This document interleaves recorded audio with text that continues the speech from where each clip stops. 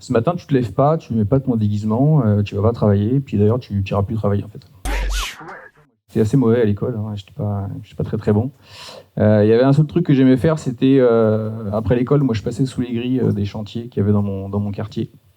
Mais j'aimais bien l'odeur du béton, voilà, les outils, les camions, les grues, tout ça. C'était comme tous les petits garçons, vous allez me dire, mais voilà, je ne sais pas si c'est lié à ça. Moi, j'ai suivi après un cursus quand même scientifique. J'ai réussi à m'en sortir. J'ai même réussi à avoir un diplôme d'ingénieur, hein, comme quoi c'est possible pour tout le monde. Donc en 2003, ça c'était moi j'ai mon diplôme d'ingénieur en BTP en 2003. Et donc j'ai commencé assez rapidement à bosser dans une major du BTP. Alors, je faisais un métier passionnant, je vérifiais la conformité réglementaire des bâtiments. Oui, bah oui, vous emballez pas. Et donc voilà, donc on commence avec des petits chantiers, hein, des petites boutiques, on passe par des immeubles, et moi j'ai fini ma carrière, on va dire, en exploitation à Paris en travaillant sur le centre commercial Beaugrenelle. Je ne sais pas si pour les Parisiens connaissent. C'était sympa, hein.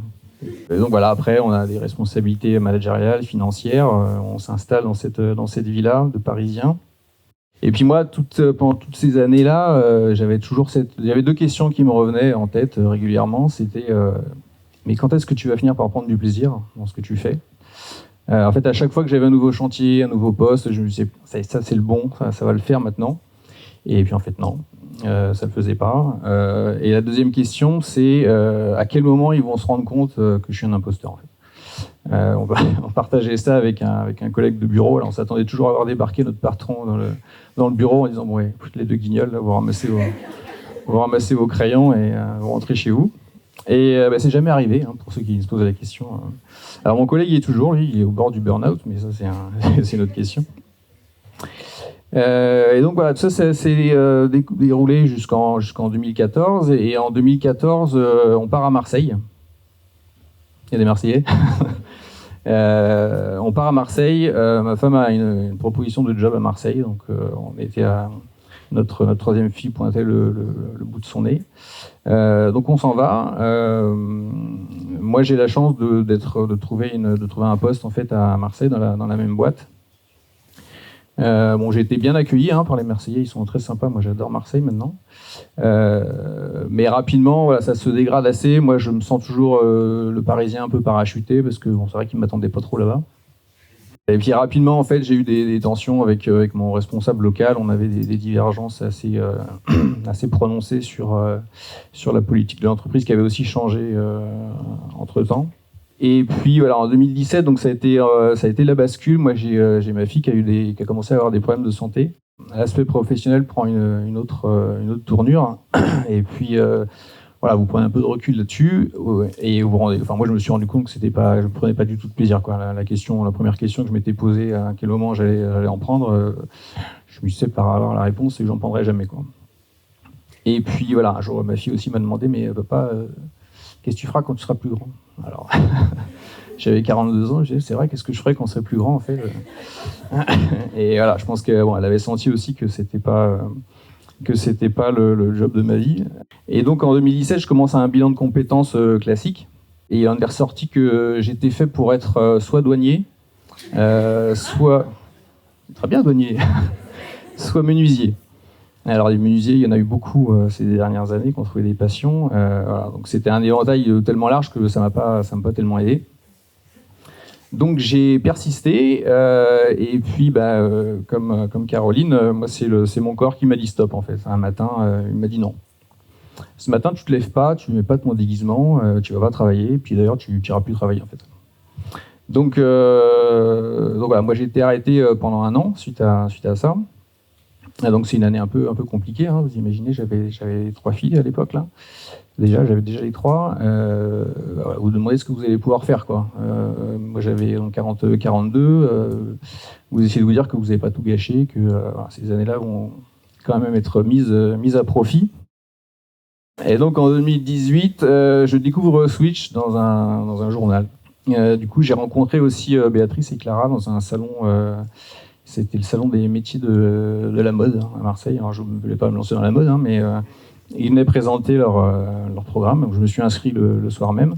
Et donc j'ai fait Switch l'été 2018. Et donc ça m'a beaucoup aidé à remonter la pente. Voilà, Switch vous aide aussi à remettre les choses à leur place, remettre votre profession à sa place.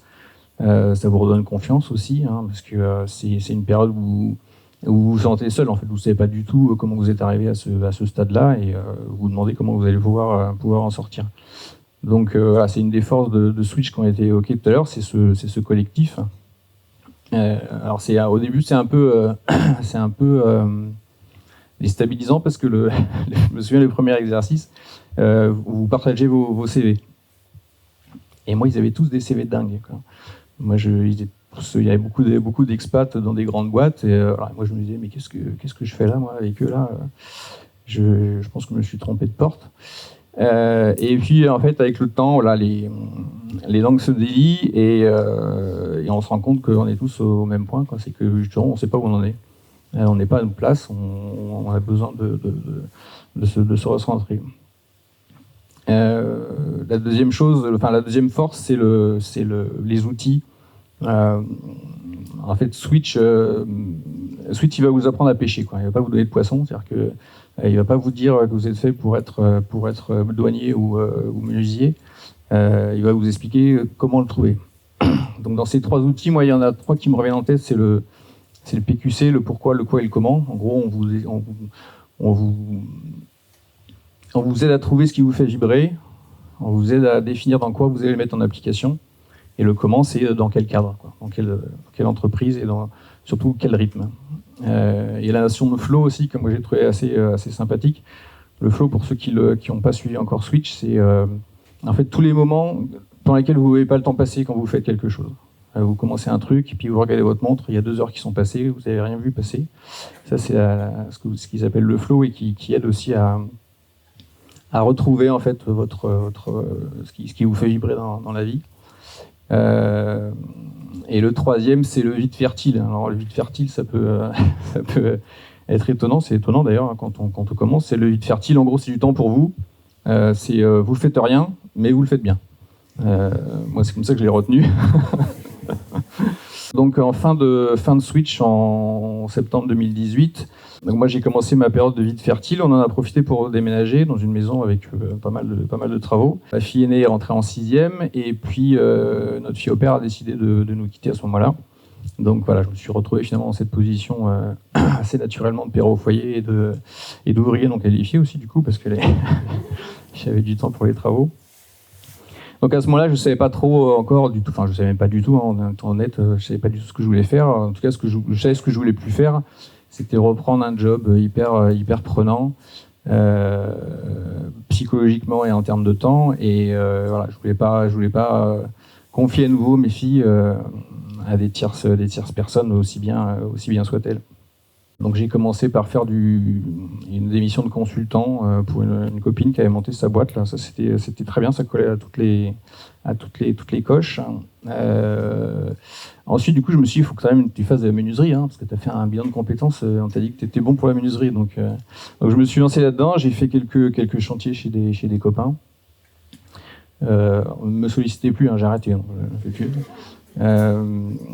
Et puis je me suis essayé aussi au métier d'agent immobilier. J'ai un copain qui avait une agence qui m'a proposé ça. Dans ma grande chance, c'était juste avant le confinement, donc j'ai pu arrêter tout de suite parce que c'était vraiment pas mon truc.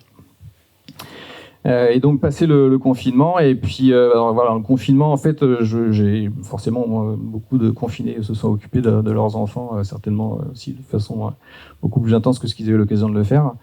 Et moi, en fait, je me suis rendu compte que ce qui me coûtait vraiment, c'était d'avoir vraiment l'impression d'avoir sacrifié nos filles en fait à nos carrières professionnelles, de façon évidemment involontaire, inconsciente. Mais voilà, ma grande a été en 5e, elle avait besoin de moi pour des sujets particuliers. Ma deuxième sortait de ses problèmes de santé, moi je me voyais pas la reconfier à quelqu'un d'autre.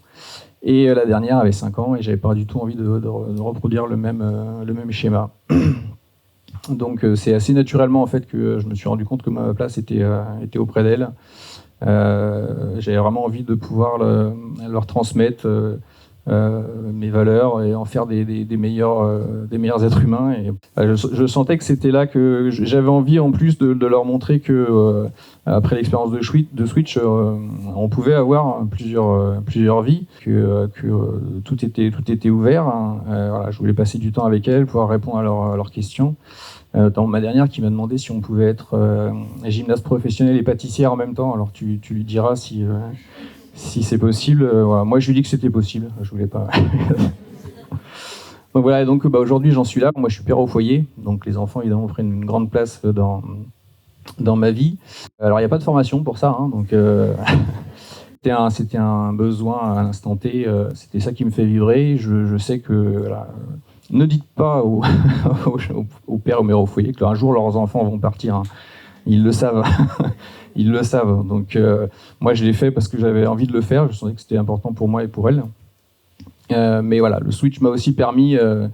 C'est toujours la première fois qui est difficile. Donc je sais que voilà, si un jour je veux rebondir, moi je continue à suivre aussi mon milieu professionnel d'auparavant. Donc j'ai identifié aussi certaines choses qui pourraient m'intéresser. Mais je sais que voilà, Switch aussi dédramatise ce changement et vous permet d'oser sauter le pas. Quoi. Moi, si j'avais 4 conseils à vous donner, c'est le premier, c'est de ne pas attendre l'année de trop, parce que l'année de trop que vous attendez, en général, c'est la plus dure à remonter. La deuxième, c'est de prendre de la hauteur ou du recul. C'est une expression hyper managériale que je déteste, mais en fait, quand vous êtes le nez dans le guidon et que vous sentez que ça ne va pas, vous n'avez juste pas la possibilité en fait de réfléchir, parce que votre esprit est complètement embrumé par le reste. On a la chance en France d'avoir plein de systèmes qui permettent de prendre de la hauteur et vous mettre un pas de côté aussi comme expression. Il ne faut vraiment pas hésiter à les utiliser parce que sinon c'est impossible. Le troisième, c'est de ne pas regretter aussi sa vie d'avant, parce que on a évoqué des switches assez radicaux. Voilà. Moi, on m'a dit que j'avais un switch radical. Je ne m'en suis pas rendu compte au début, mais bon, c'est vrai qu'avec le recul, ça peut être un peu violent. Mais il ne faut vraiment pas regretter ce qu'on a fait avant, quoi, parce qu'on a de toute façon appris plein de choses dans sa première vie qui sont mis à contribution et qui servent de toute façon dans plein de choses. Et puis le quatrième, c'est de faire le bilan. Ceux qui hésitent encore, n'hésitez pas, moi ça m'a sauvé la vie.